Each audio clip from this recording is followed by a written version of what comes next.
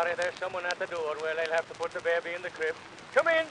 Well, hello, boys. How are y'all? Oh, I'm glad to see you. Sit down and make yourself at home.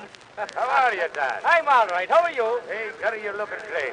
You looking fine yourself? Say, Dad. What? Do you remember those stories you used to tell us down to O'Brien? Oh, sure, I remember them well. Say, Dad, tell us a couple now. Oh, sure, I'm too old for that sort of thing now. Go on, Dan. Tell us well, no, if you're going to be persistent, I suppose I'll have to tell you a few. I'll tell you a few stories about McCann. You know, Mac was the greatest man in the world for getting into an argument you ever saw in all your life. He got into an argument the other day with a German and a Frenchman about the size of the guns they have over on the other side. The German says they had a gun over there, shot a 4-inch shell. When it struck the ground, it exploded and killed everyone for a mile around. The Frenchman says they had one killed everyone for 2 miles around. Mac says, you're not in it. We got a gun over there, and Ireland shoots a 4-inch shell. When it strikes the ground, it digs a hole 4 miles wide, 4 miles deep, and then starts throwing bricks.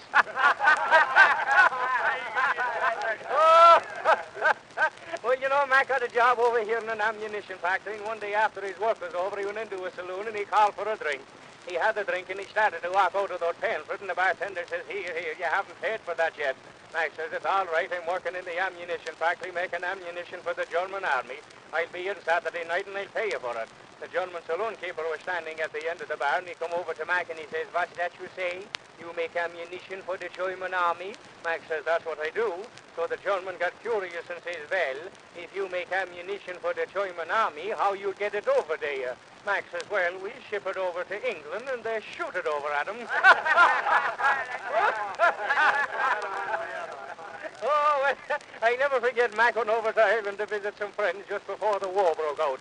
But just as he landed over there, they were taking up the conscription. One day an officer walked up to Mac and says, would you mind joining the army? He says, you know, the Germans have 3 men to hold 1. And as one Irishman is as good as 3 Germans, we'd like to have all the Irishmen we can get. Mac says, all right, I'll go along with you. They took him off, put him into the trenches, and one day before a great battle was starting, he stuck his head up and saw 3 Germans in an opposite trench. He pulled up his gun, fired 3 shots, and killed the 3 of them. He threw the gun into the trench, lit his pipe, and started to walk off the battlefield. The captain says, here, where are you going? Mac says, I'm going home. What for, says the captain? Well, didn't you tell me they had 3 to all 1? Well, then what do you think I am? A bloody hog? I've killed my 3. Divide the rest of them up among the other boys? You're all right, Reilly. God, bad cesty on now with your knives. You've gone and woke the baby up again? Oh, well, I suppose I'll have to put her to sleep again. Say, Maggie, would you mind playing me a bit of a tune on the piano there? Rock my baby on the treetop, hear when the wind blows, the cradle will rock, and when the bow breaks, the cradle will fall, then down will come baby cradle and all. Holy-ay, holy-ay, when your skid the road, the doodle day, it's 3 bomb, holy-ay, holy-ay, and the pride of me home